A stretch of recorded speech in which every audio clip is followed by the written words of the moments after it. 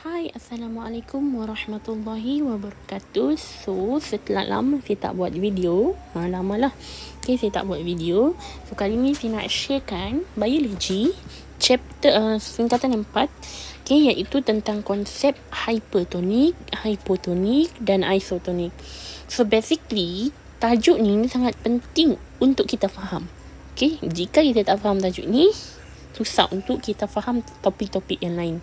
Okay, so tajuk ini sangat penting kerana dia berkait dengan topik-topik yang lain seperti pencernaan, sistem peredaran darah, kan? Tentang tumbuhan pun banyak tentang benda ni, hypertonik, segala tu hyper.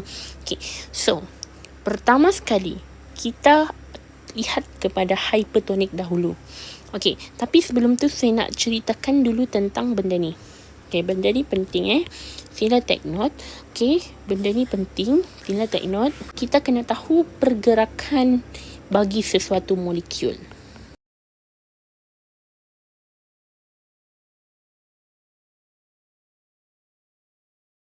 Itu maksudnya dia bergerak dari mana ke mana.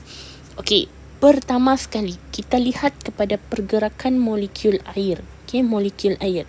Okay, kalau saya akan ingat molekul air ni sejenis yang pemalas. Kenapa dia pemalas? Sebab macam ni. Okay, pergerakan molekul air bergerak daripada kawasan yang berkeupayaan air tinggi. Ingat kita kena guna keupayaan air yang tinggi ke kawasan keupayaan air yang rendah. Kenapa dia pemalas? Sebab dia menggelungsur saja. Dia tak berusaha untuk naik. Macam tu. Dia pemalas. Okay. Pergerakan zat terlarut pula. Okay. Untuk pergerakan zat terlarut, saya akan panggil dia seorang yang rajin. Kenapa dia rajin? Macam saya cakap tadi, dia berusaha daripada bawah ke hingga ke atas. Macam tu. Perumpamaan sajalah. Okay, jadi dia bergerak daripada kawasan yang rendah ke tinggi. Kalau air tadi daripada tinggi ke rendah. Kena ingat itu benda. Okay, baru kita boleh pergi ke sini. Okay, kita lihat kepada hypertonik dahulu. Okay, bila kita cakap pasal hypertonik, okay, konsep ni dia macam ni lah. Kita bayangkan kita buat satu eksperimen. Okay, dalam eksperimen itu kita letakkan contoh sel darah merah dalam sebuah larutan. Larutan itu kita tidak tahu kepekatannya macam mana, zat terlarutnya macam mana, kita tak tahu. Okey.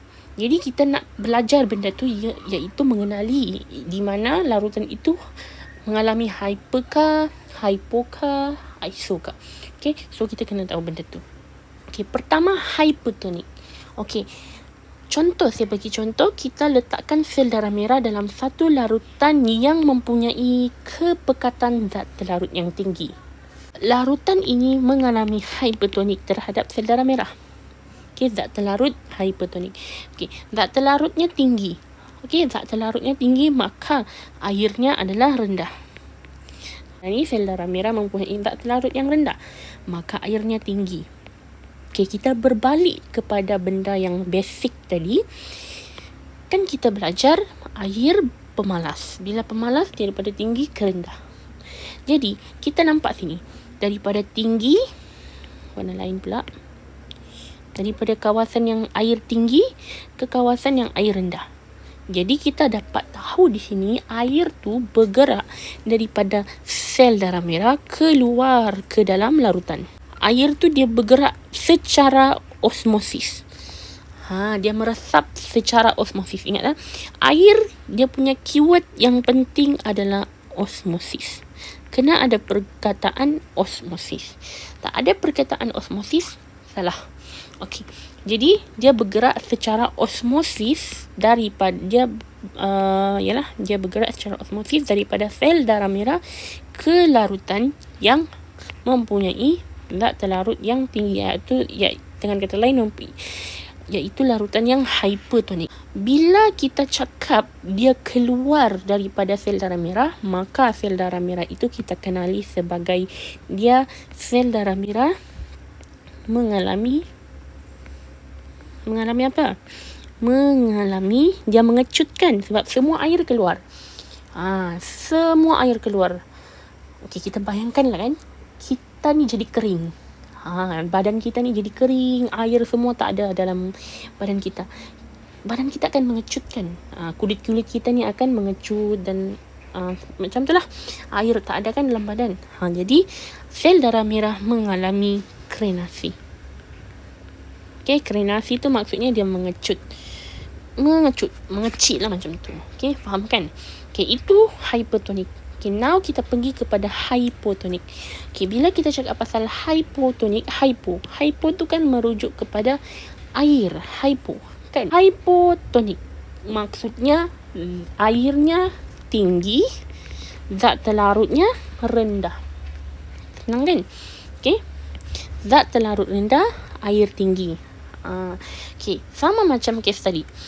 Dia punya konsep sama. Cumanya dia punya larutan ini, zat terlarutnya adalah rendah, airnya tinggi. Faham kan? Zat terlarut tu rendah. Zat terlarut ni apa? Zat terlarut ni macam contohlah kita ambil garam, gula macam tu kan. Benda yang boleh kita larutkan dalam pelarut. Okay, pelarut tu pula apa? Pelarut tu benda yang melarutkan sesuatu zat terlarut.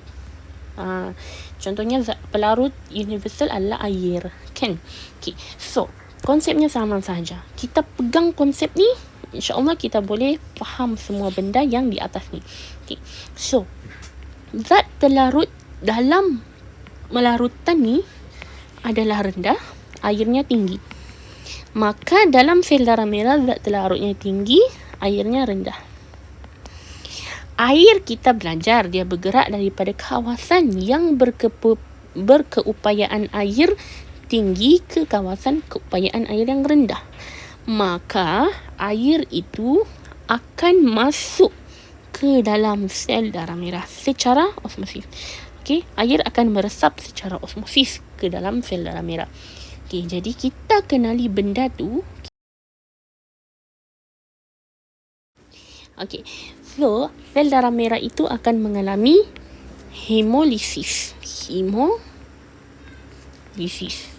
Maknanya dia mengembang kan, sebab semua masuk ke dalam, air tu masuk. Kita tulis ni H2O. Nanti kan tak faham. H2O. Air tu masuk. So bila air masuk, dia jadi kembang kan. Jadi dia mengalami hemolisis. Kita panggil dia sebagai hemolisis. Yang tadi krenasi. Begitu. Faham kan? Okay, benda ni senang saja. Okay, cuma kena ingat sikit lah namanya ni. Hemolisis, krenasi, macam tu. Okay, next, isotonik. Okay, isotonik ni paling senang di dunia. Okay, di mana peratusan zat terlarut dan peratusan air tu sama. Dia taklah 100% sama. Cumanya dia boleh dikatakan hampir sama lah macam. Maksudnya zat terlarutnya dengan airnya tu macam mau sama banyak. Tapi tidaklah 100% sama banyak. Isotonik. So zat terlarut dia sama dengan air. So maksudnya pergerakan bahan tu dia sama. Masuknya sama, keluarnya sama. Ini keluar, ini masuk. Ini keluar, ini masuk, ini keluar. Faham kan? Dia sama. Okay, dia sama. So benda tu, ini senang sikit, tenang sikit. Dia tak complicated sangat.